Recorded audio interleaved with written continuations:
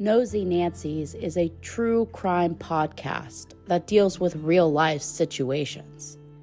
If you are sensitive to any of the trigger words, this is not the podcast for you. Listener discretion is advised.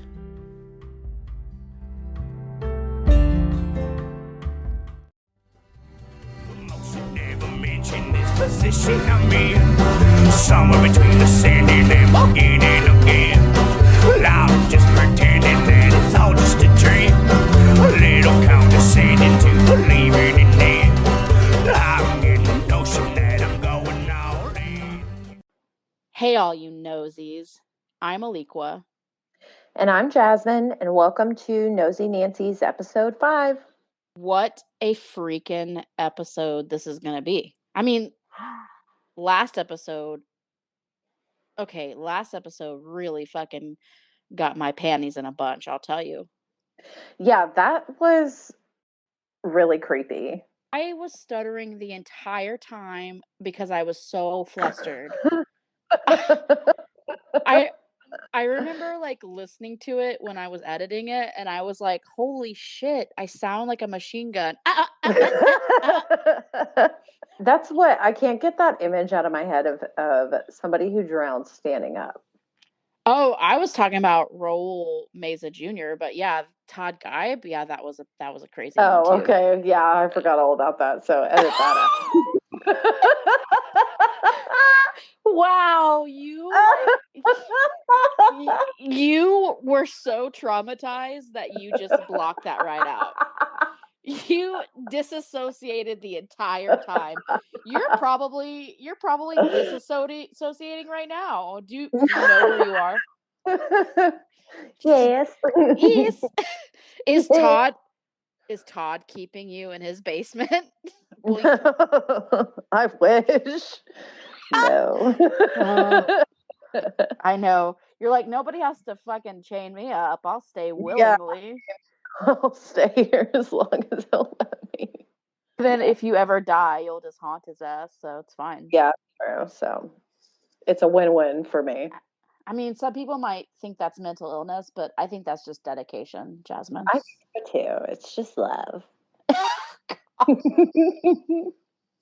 I feel like we haven't really been able to talk very much because you've been so busy now that you have now that you have a freaking life and you're not agoraphobic anymore. Agoraphobic. What did I say? Agoraphobic? Agoraphobic. I'm so afraid of the crops. And sandwiches. You probably have a really hard time with sandwiches because it's wheat and vegetables. Yeah, I can't eat that shit. Anyways, so you're out and about. You've been having a life. I know. I've been having a life. I've been on the road. I've been like taking a lot of little road trips. You have? Yeah, like, I mean, not really. I mean, like seeing Todd, it's like a 2 hours almost, not fully, but so I've been driving a lot more than usual. And I mean, I have realized like I'm a really bad fucking driver. Like, I'm surprised I'm allowed. Well, let me tell you, I don't know what the fuck is going on the roads. I feel you remember I taught myself how to drive. I think I remember that. Yeah, you didn't get a car until you were like over 21. Yeah. Right? Yeah. Because nobody would fucking teach me how to drive. They all said I'd be dangerous, but Mom was like, here's my keys. Just don't want to go with you. So, but once, I got comfortable behind the wheel, Mom realized too that like I could go run errands for her. So she was always sending me out. But basically, like, since I remember that. In like neighborhood roads, I have no fucking idea what's going on out there. Like construction, if I'm the first car in a line that has stopped for construction, I'm like, what am I supposed to fucking do? Like, where am I supposed to go? Like, there's no pilot car or nothing. I'm like, I guess I'll just have to guess. You're like, I guess I'll just sit here until the end of time. I don't know what to do. What do you got in front of me? Do people walk in front of the car until I get to the end? Oh God. Do people honk at you a lot when you're driving on the road? No. Which is Well, a then- surprise because I cut a lot of people off. Well, yep, you definitely learned how to drive in Austin. That's for sure. Yeah. I'll tell you that. Yeah. Well, I'll tell you what too. It's weird because there's like two types of people, and it's people who are like severely aggressive, or it's like people who are just like queefing around and fucking Queefing? like like taking their time going everywhere. Did you just say queefing around? Yes. Yes. I'm not, Like I'm they're not just sure. not I don't think that's how. I don't think that's what queefing means. Yeah, they're just fucking off. No, whenever I drive, I like almost hit somebody every time. Every time. Really? It never fails. Yeah, because people are dumb. Like they don't. First of all, when you merge onto anywhere, you're supposed to merge like a zipper. Uh-huh. So one car goes, and then the car behind it goes, and it like you merge Yeah, together. yeah. Like People zippers. people don't do that. No, they don't do that because their kid is more important than anybody else on this planet, and they have, Right. ballet at 5:30 and it's 5:45. Yeah. So, but then you go to the country and they're like, they're bad in different ways, Yeah. True. Because Herman, that's 95, is driving like 4 miles an hour. You know what I mean? Yes. He On a 70 mile per hour road. Yeah, listen, Jesus forgot about him. He's got nowhere to go. Yeah, All he's right? just taking his time. He'll be here to the end of time. Is basically what's going to happen with that. Like his car is God's waiting room, and he's just waiting around. Just waiting around, oh Herman. He's waiting around. Neil Herman. We'll probably die in our 60s. 60s? What? Oh no, is that too late for you? I mean, that just seems like a lot of time. I just feel like you're gonna end up living to be like 110, just out of pure spite, Jasmine. Seems to be the way my bloodline Goes. goes. So, how old was Gigi when she died? Gigi like claimed that her birth certificate got burnt up in a fire, so she claimed to be like, I don't know. I want to say she claimed to be like 55 for like at least 12 years. Yeah, she was probably 55 in 1912. You know what I mean? I have no idea how old she was. Nothing has been going on with me. I've literally have just been working and suffering. What are you suffering? Life, Jasmine. That's what Just I'm life suffering. in general. Just life in general, yeah. Just suffering from being here. We've got a lot of new people listening to the podcast, which is awesome. I know, that's amazing. Yeah. Yeah, I'm really excited about that. Me too. I'm like, yeah, thank you. Oh, I do want to say there's a lady. Her name is Cindy, and she drives an Uber. And I was like, oh wow, we've gotten so many listens. And she goes, yeah, they're all from me. I've been listening to your podcast like 17 times. Oh, really? So, Cindy, thank you for keeping us delusional. I really love yeah, that. Thanks, Cindy. We really appreciate all the effort. So if y'all need an Uber, y'all try to contact Cindy. She's pretty fly. Yeah, get in Cindy's car. Yeah, get in Cindy's car. She's safe. Do you want to like dive into this case? Because I'm pretty excited. Because you okay? So you decided to do Christopher White and not Martin Gutierrez, right? Yeah, Martin Gutierrez. I know he has a lot to kind of cover. We know a lot about his case, and we know a little bit more about Christopher White's than some of the previous cases. So, but I hear your guy has a lot of information. So yeah, Lucas Homan. Yeah, he's got a lot on him. Cool. Yeah. Well, I'll just get started and get out of your way. Yeah. I was like, any time now. Any day, honey. Yeah. Okay. I mean, let's be honest, I don't have anything to do, so So just whatever. no rush.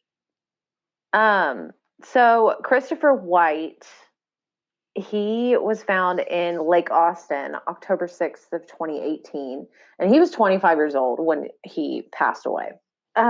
So Christopher White, he was identified by his fingerprints after the autopsy. So my assumption is that, by the time they found him, he was not easily identifiable. He had actually traveled to Austin from Minneapolis, Minnesota to attend ACL with some friends. And they had rented a residence near the festival, close to Emma Long Park. So it was actually quite a ways away from Zilker Park, really. Yeah, Emma Long, that's off of 2222. It's ACL, so I'm sure everything was fucking booked up, Yeah. So maybe that was the only place that they can get into, or maybe they just wanted that 2222 lifestyle. Maybe. But so they went to the festival. Mm-hmm. So he was not alone at the festival, but they did, drink heavily and party and everything. When they came back that evening to the house that they had rented near Emma Long Park, they were drinking, I guess, all night long, because at about 6 a.m. is when Chris told them that he was going to go outside, that he wanted to go for a walk. What? Okay. This happens every time. I have a friend who lives in Colorado. His name is Sean.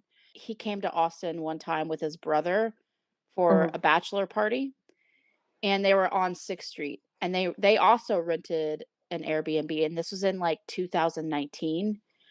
And he said when his brother was acting really weird after they had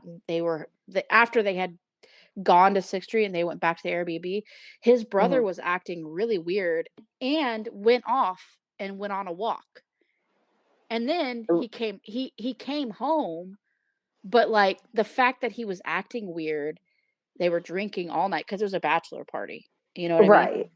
Right. And then they go back to the Airbnb. This is crazy. Just like Christopher White. And then he went for a walk.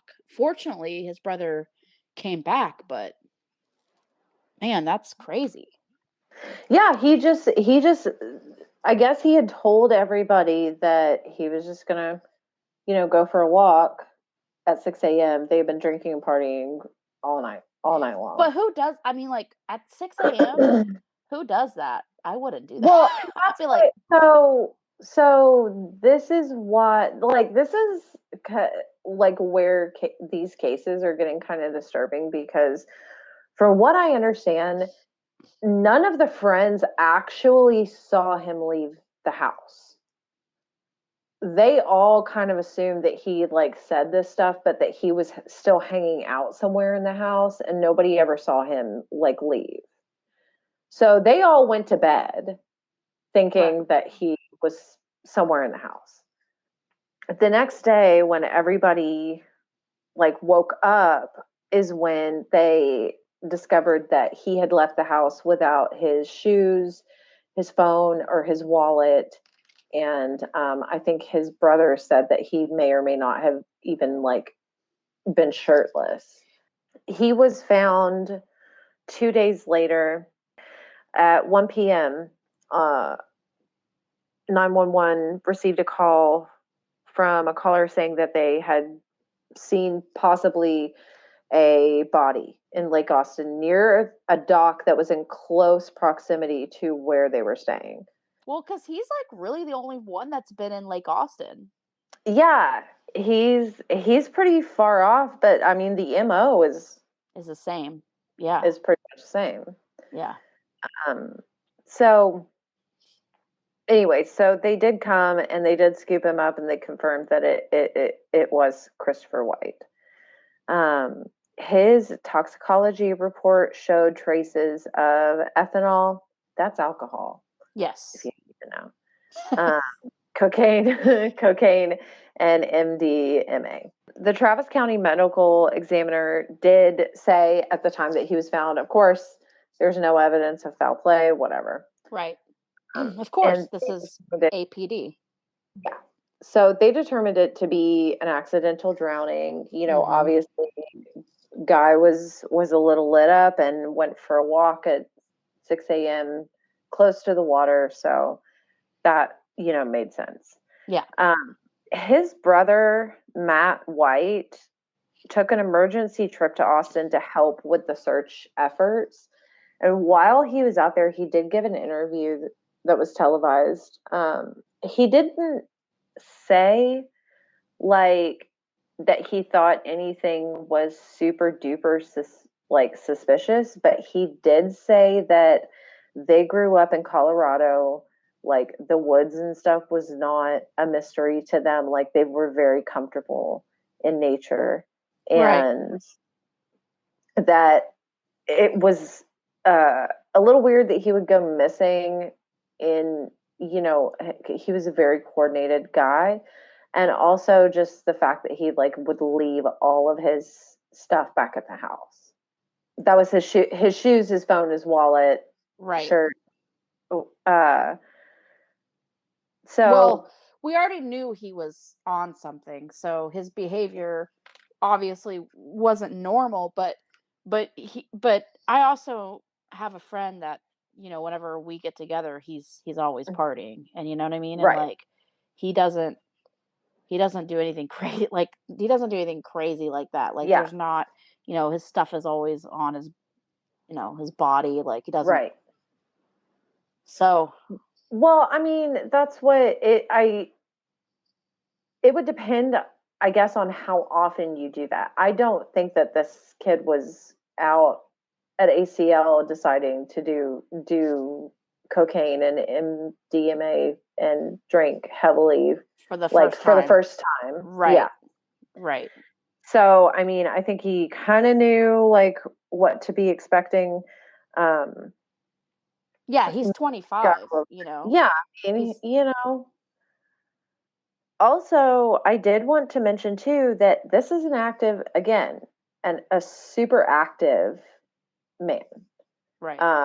His obituary stated that he loved to hike, snowboard, ride dirt bikes with his brother Matt, and scuba dive.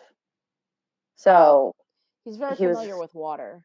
Scuba diver. Yeah. So scuba diving is like what they, I guess, call a controlled risky activity, because you have to kind of be prepared for unexpected situations to come up, which they won't, majority of the time they won't, but you're fucked if you're not prepared. Right. And I think too, like, let's say he encountered somebody. If he encountered somebody on MDMA, he's gonna be like, even if it's mixed with cocaine, he's gonna be like, he's not gonna be approaching that situation as this guy's fighting. He's gonna be like, oh hey, like, MDMA makes you like feeling kind of like, loosey goosey, like, hey, you wanna touch me, I wanna touch you, kind of thing. So he would be a really easy person to pick off if somebody were to come at him, basically. Right. No, it's true. His brother Matt stated, that they did go out all the time. They like to hike. They were very active, outdoorsy people. But Chris also loved the game of lacrosse, and he actually coached and mentored young men. He worked at Homegrown Lacrosse in Minneapolis. He was the CFOO and the youth coach. So I mean, and he also was a competitor. So this is gonna sound crazy, but this is gonna sound like woo woo. I'm a little woo woo right now, but the guy Lucas Homan, his case is takes place in La Crosse, Wisconsin. What? Yeah. Oh my God, happenstance. I know. Look at us. That's right. That's crazy. We're like two regular old Angela Lansbury's over here. R.I.P. She had to go, but you know what? From her ashes, we sprung up. You know what I mean? Thanks, Ange. Thanks. Oh, God. Oh, she's rolling in her grave right now. She's like, yeah. Yeah, we're gonna get okay. So Lindsay Lohan, Angela Lansbury's family. We're gonna get sued. Well, you can't sue somebody that doesn't have any money, so good luck. Yeah, sorry. Good luck. Come at us. Yeah. But So don't really come after us. Please. No.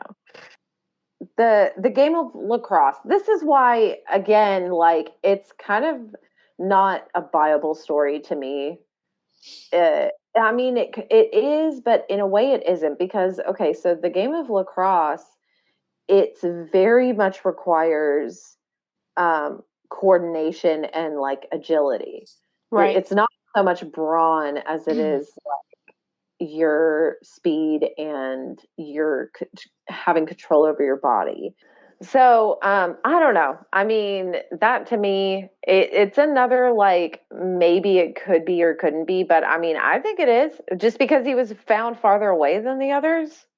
Why? Oh, no. He fits all the same stuff. Oh, I agree. And you know what? When I was doing Lucas's case, the thing is that in La Crosse, Wisconsin, it has the highest number of these drownings. Really? Yeah. So, and that was in when was this? This was in 2018. 2018. Yeah. So the killings or the drownings in La Crosse, Wisconsin kind of died off by, like, I think like 2009, 2010. So, I mean, the theory is too, I've heard Detective Gannon when he was interviewed on other podcast, is that he believes that there's two men that go to these bars, a younger man and an older man. And what they'll do is they'll go to these bars, and the younger man will kind of like talk to the other patrons, and like kind of fish out who, is athletic, where they're from, like out of town, or if they're not from out of town, they'll suss out like what credentials they have. Right. So if these are the same people that are part of this group, and they wanted to pay homage. Now I know this is going to be a little like wackadoo, okay? I realize I sound like a conspiracy theorist. All right? I get it. But listen, if they want to pay homage to previous like drownings, then why not go for somebody who's kind of connected, like lacrosse? If there's a guy who plays lacrosse religiously, and then, you know what I mean, and then Right. and then pay homage to La Crosse, Wisconsin. I don't know. That's kind of a crazy coincidence. And then and then remember the whole Lakeshore thing. Yeah. Lakeshore. There's just a ton there's just a ton of coincidences, like Bridget Dunlap. I'm just gonna keep tossing her name out. Yeah, like Bridget Dunlap. I mean, Bridget Dunlap, because a lot of these dudes like visit the bars that Bridget Dunlap owns. So is it that something fucked up is going on with Bridget Dunlap or her staff or whatever, or she just owned a lot of bars? I mean, it's the same thing with the Holiday Inn. The Holiday Inn keeps popping up too, and it's like, yeah, I realize that the water does go from, west to east, and the bridge is right there, but like Martin Gutierrez, he was like last seen alive by that bridge, and and why was Aaron Rublik, why did he get dropped off there, when he lived on Rainy Street? It's a bunch of weird the Holiday Inn, the bars, the coincidences, like there's just so many connections between people, and and it could just kind of be like, oh, you're reaching, but I mean, are we? I mean, at this point, really? Like, who knows? I mean, there's things that are, like, happen every day that are little, synchronicities, and like, I don't know, like, if a group is so organized to be this underground for this long without being caught, they're systematic. You know what I mean? Like, they know what they're doing. They probably have tabs on every victim everywhere across the United States, is what I Yeah. would guess. Yeah. I Someone would. is someone's like keeping a tab. So to pay homage, I don't think is that far of a stretch. But I mean, some people would even argue that none of these deaths are even like connected, you know? Right. So Yeah. I it just mean, it just all depends on your own personal beliefs about it and what. yeah. But I mean, but to me, what I really want to know, and like, I know that we're both really busy, like I work all the time, but I really, I maybe some of our listeners can like join in on this, or write their own theory on our Facebook page. But like, why are these guys separating from their group? Like, what is happening? Like what is causing these guys to leave on foot places, Yeah. Because I mean, every single one of these dudes is just randomly walking off, They are. and in the case of Aaron Rubrick, like, he was supposed to be heading home and he just ends up at the Holiday Inn, and they're not giving any explanations Mm-mm. um, to the people that they're with. They're just going missing. And you know And what, too? With Aaron Rubrick, like, if you look on his Twitter, he's the type of guy that would take an Uber to a destination instead of walk. You know what right. I mean? Yeah. Yeah. Because Absolutely. he was more like tech bro, and like, Yeah. and less like Martin Gutierrez, who was like working out all the time, and like, these guys wanted to walk. So I don't. It's Yeah. just bizarre to me, and I would love to hear what other people thought, like what their theory is on that, because it beats the hell out of me. Yeah, I would too, because I don't have any. I mean, I don't have any ideas. Well, yeah. I do know that Detective Gannon has also talked about how they theorize if there's two guys at the bar, like they said before, a younger guy and an Right. older guy who's kind of like instructing the younger guy to Yeah, yeah. like get to know him.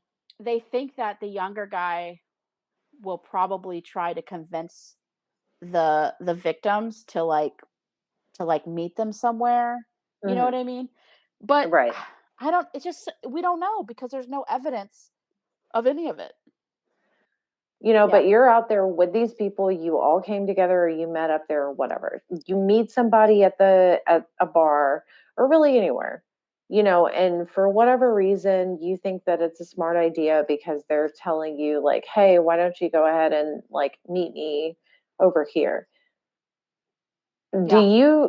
Do you not tell the people who does not tell the people who you came there Well, with or you met with, like, hey, I'm gonna I'm leave, leaving. I'm doing this. You know what Well, I mean? as far as we know, these men are heterosexual, and they're cis. So these Yeah. cis heterosexual men, they don't have fear because they don't really. It's privilege, right? They don't have Right. to worry about. Yeah, Right. not They it's don't typically have to worry about like violent situations unless they're the right. perpetrators. Right, like, there's no hate crimes, exactly. They're not worried Yeah. about hate crime. They're not worried about the police, beating them up. They're not worried about being sexually assaulted because they're not women. You know what I mean? Right. Right. That's why that's why they make great and easy targets, because they don't think. They don't have to. Yeah. Where if it was us, and we talked about this on the first episode, if it was Mhm. us, we would be like, what the hell? Where are you going? Don't go with that man. If you hear a background noise, it's my dog. He's doing we lay down? Thank you. Um, will you just shut the hell up and go to sleep? Okay. That being said, are you ready to hear about my guy? I am.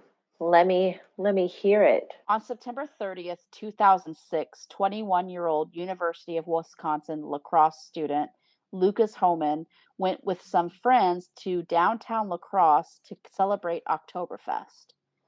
According to one of Homan's friends, he left Lucas with another friend, Austin Scott, 18 at the time, at the Vibe Bar about half a mile from the Mississippi River. First of all, what I want to know is why is that baby at a bar if he's 18? Yeah, 18. That is crazy to What? me. Do they not Fake card ID. people? Oh, Probably. yeah. God, fake ID. I never thought about that. I'm so innocent. Innocent girl. Never I'm thought just about I'm such a good girl. 12 years later, that same friend would recall to Detective Gannon's team, quote, "We had no reasons to be by the water. The weekend before, the question had come up about Luke coming to La Crosse and the deaths that had occurred in the water, and Luke had said you pretty much had to be a dummy to drown in the river, because if you were to leave the bar and see the river, you know you're going the wrong direction." it.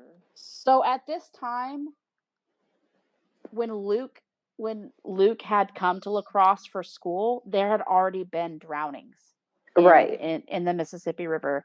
Like, they had already brought the attention, of the media to the How many drownings. do we know? I know in total there was about 20. Damn. That night, I know. It's fucking bizarre. It's what's happening here. You know what I mean? Yeah. Yeah. That night at the Vibe Bar would be the last time he would see his friend Lucas Homan alive. On October 2nd, 2006, the body of Lucas Homan was pulled from the bottom of the Mississippi River after a canine unit led the search party to the banks near the stormwater discharge drain.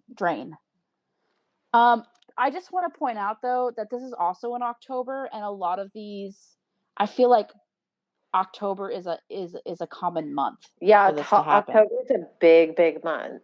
Yeah. Because Christopher White was October also. Well, I think Cole Christensen was October because he was also here for ACL. Yeah, Cole Christensen, Aaron Rublick was October. When Lucas Homan's body was recovered, investigators noticed red scratches on his forehead and later, under further investigation, his hands and arms as well, suggesting the wounds on his hands were defensive in nature. Do we know like what side of the hands the wounds on his hands were on the back of his hands? Okay. So yeah, and his arms as well. And in fact, I don't really talk about it as much, but the original medical examiner did suggest that the markings on his forehead and on his hands were due to being dragged along the bottom of the Mississippi, because there is a bunch of rebarb, there is a bunch of human trash, and there's also a bunch of rocks. It's very muddy down there. Yeah. But the thing about the markings on his forehead is that they were both horizontal and vertical, and normally if a body is being dragged, you're usually, because of the current, going one way. Correct. Yeah. So the Interesting.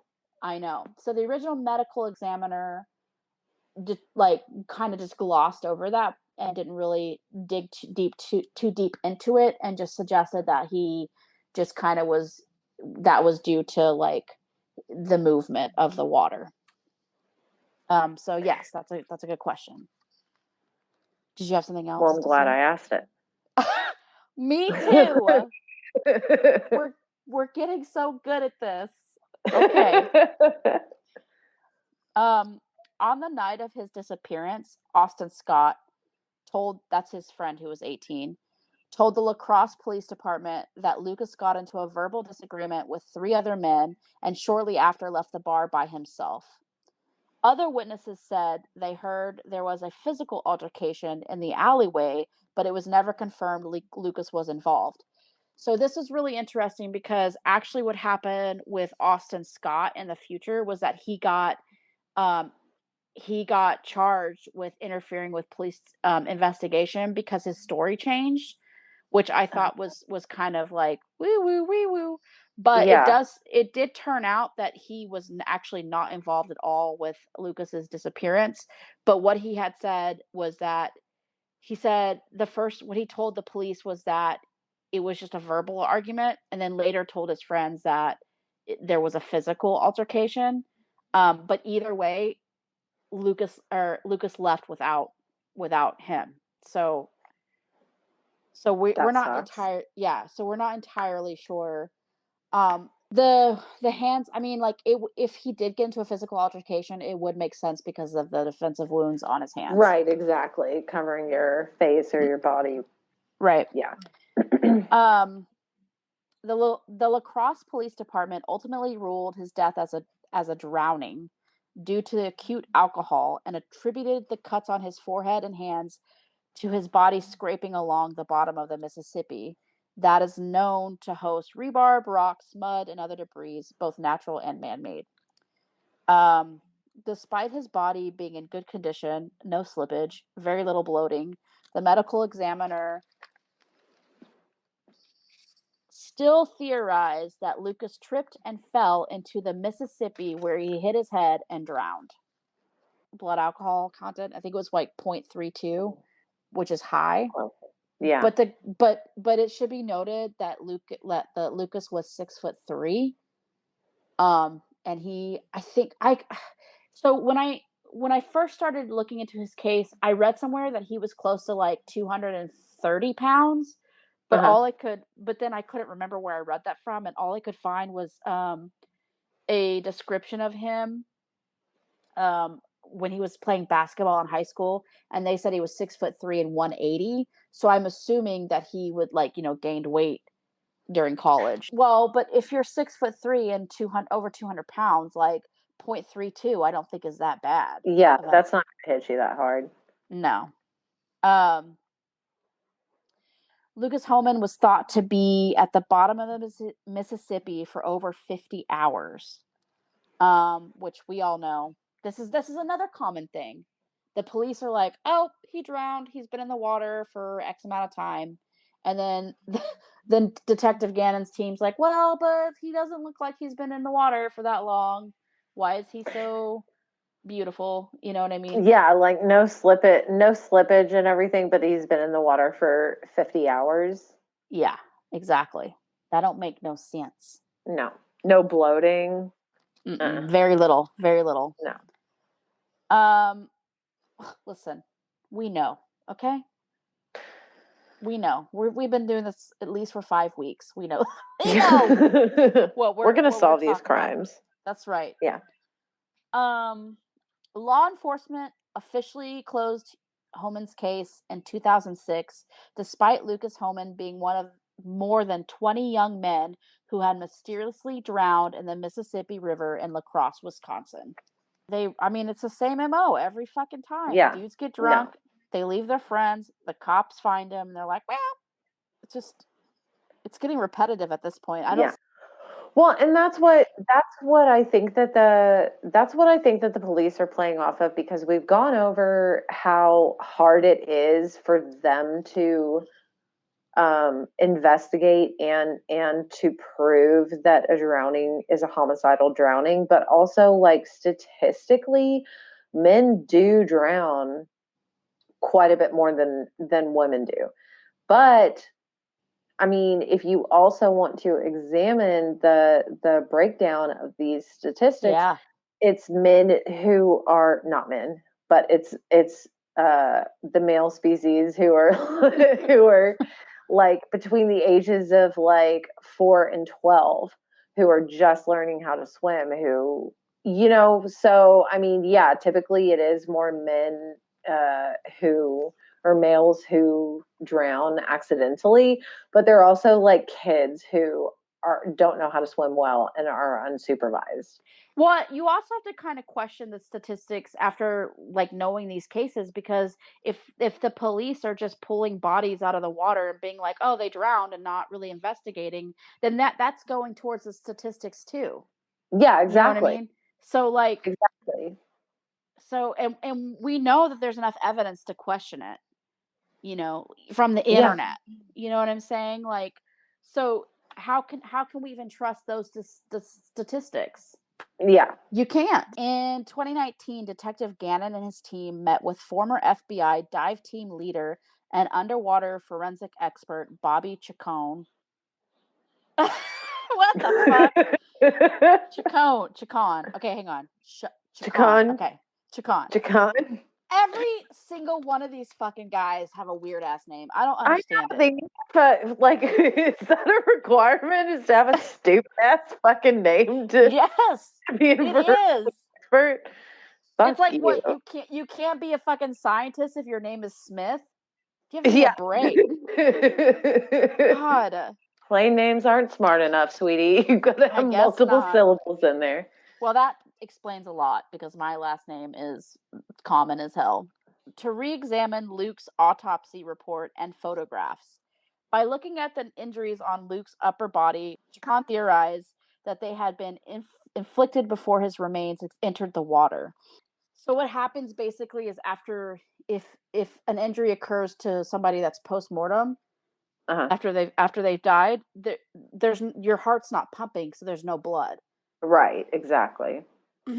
So the fact that his markings on his body were red, it would determine, indicates that he was still alive. He was still alive. I've seen bodies that have been beat up post-mortem, explained Chacon. It's usually white, or it's no color at all, because there's no blood. The body doesn't send blood post-mortem. Chacon also told Gannon and Gilbertson that he saw zero decomposition in parts of Homan's remains.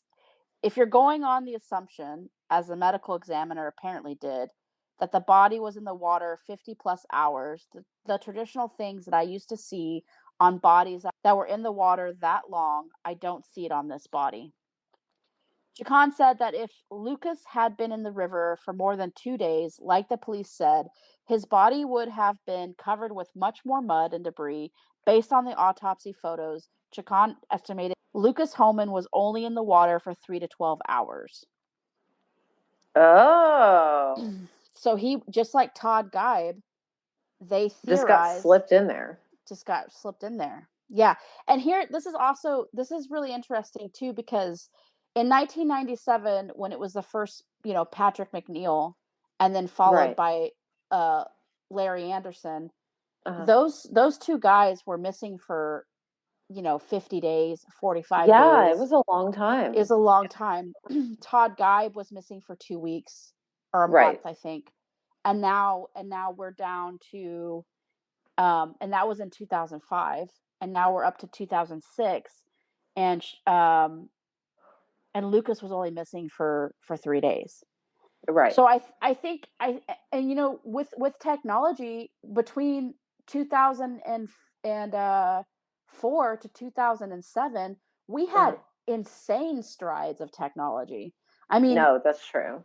Like the advances were so fast during that time that, like, it would make sense if the theory is correct about the smiley face killers, it would make sense that they would stop holding them for so long. Gannon went on to seek further help from William Moore, a forensic tool mark analyst. Moore hypothesized the markings on his forehead, still red when Homan's body was pulled from the water, was imprints made from the right toe of a boot. Horizontal and vertical scratches were caused by a pebble or rock embedded in the grooves of the boot, suggesting he was pinned down by a foot. So, which makes a lot of sense, right? Because if Luke was kidnapped or nabbed up, and they were going to torture him, he's 6'3". He's a big guy. Yeah, he's a big guy. He's going to need multiple people to hold him down. You know. Lucas Homan was a star basketball player standing at 6'3" and weighing almost 200 pounds. It would make sense if multiple people had to hold him down at different points of his body. After receiving the clothes Homan's remains were found in, Gannon then sought the help from Jackson Kalowski, a forensic scientist specializing in touch DNA, and Jared Bradley, who is associated with the MVAC system, which is specifically designed to collect DNA evidence from bodies submerged in water. Really? Okay. Mm-hmm. That's cool. Yeah, so in 2006, they didn't have touch DNA. They didn't have the MVAC. So they couldn't do, all these things when he was found. Yeah.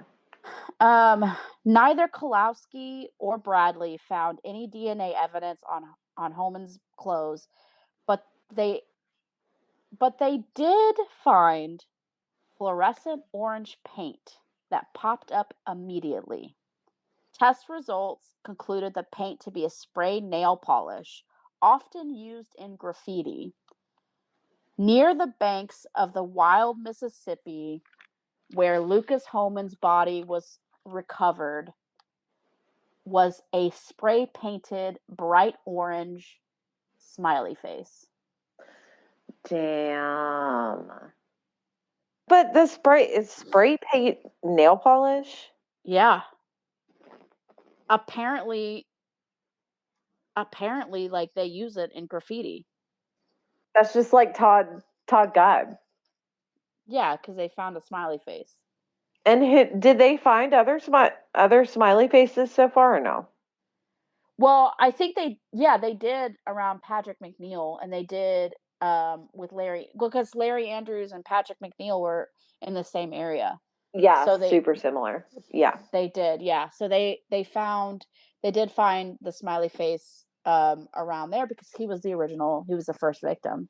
Right. Patrick McNeil. So I don't know about Brian Welzian, and he was the guy that ended up in Indiana when he went missing in Chicago, remember? Yeah.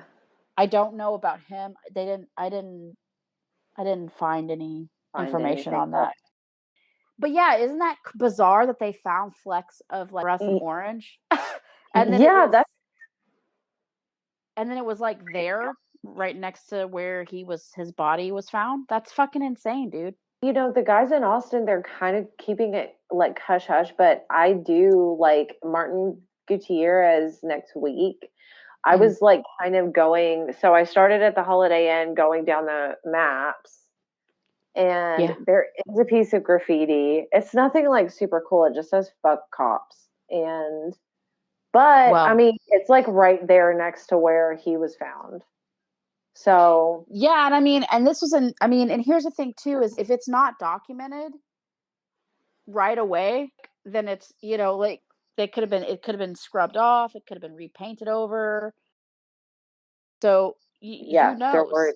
In the viral group, they have a lot of, there is like smiley face evidence that they've shared, and I think I shared it to the Discord for you. So I did see it. Yeah. So there's definitely been some smiley faces. Yeah, around Austin. Around Austin. We haven't been able to, because you wanted to do the guys in Austin, so I haven't really been paying attention, but I'm sure if you were to I'm sure you could find it, or I could probably go down there. I thought you were going to go, but you guys had to change plans, right?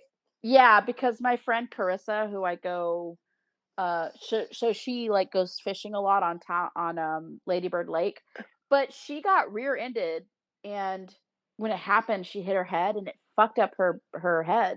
So she has like issues, sometimes with her equilibrium. So if she's just not feeling good, like then so she wasn't feeling good.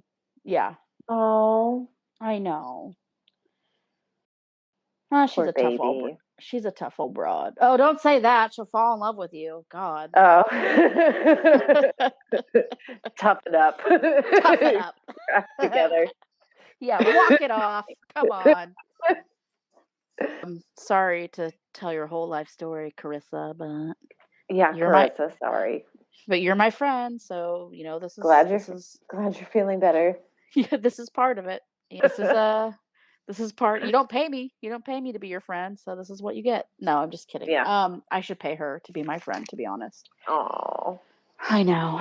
I'm surprised the whole Todd Geib story, the one that we did before this, Mhm. before Raul, like that one was super creepy, and that Yeah. one just hasn't had as many listens, which is bizarre to me. But And Todd Geib's case, I've seen a couple of different people go over it, and none as well as us. wow, I'm just gonna go ahead and pat myself on the back there. Yeah. So and that was super creepy. Listening to you explain everything was really like nerve-wracking. Yeah, I feel so bad, like obviously for him, but for his mom and oh my everything. god, yeah, because That's her. especially yeah, instinctually that something is wrong, and the police just are not like listening to you. You know? Like, I mean, and I've had people approach me because I've had, like, Cindy, but she was Right. like, "That is so creepy, and how does he stand up?" And to be honest, I have no idea how Todd Geib's body ended up in a standing In an position. I upright don't position. yeah, I have no idea. There was no weights on his legs. It just happened. So, I'm sure there's somebody eventually, hopefully, that A forensic smart. expert with a complicated name. Yeah. Yeah, We'd and love they to hear can from you.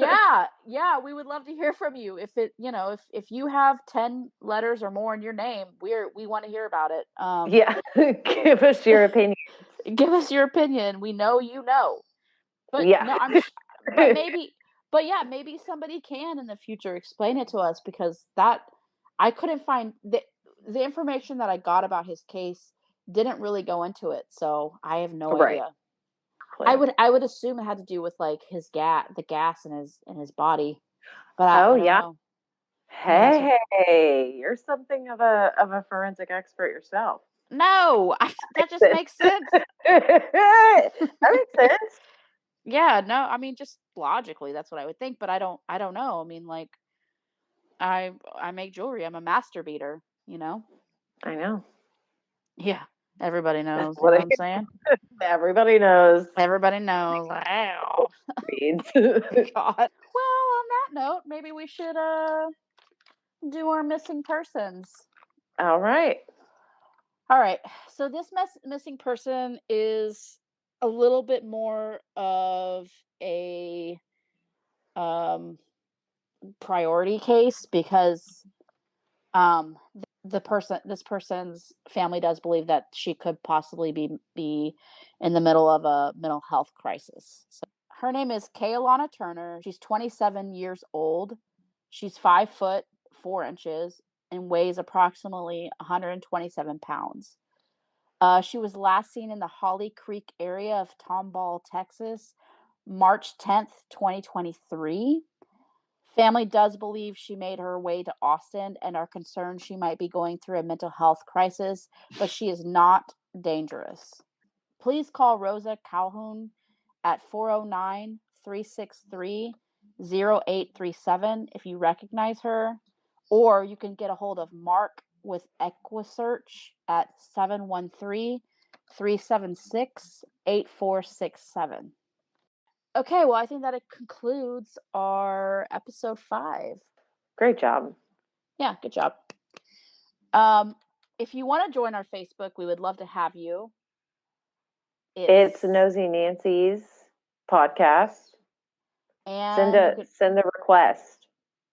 send a request. Send a request. Send a request, and we will maybe let you in. No, we will Automatically. Yeah, You don't wait a second. Yeah, we're right on there. Yeah. We have no lives. Or if you want to follow us on Instagram, that'd be really great. It's Nosy Nancy's.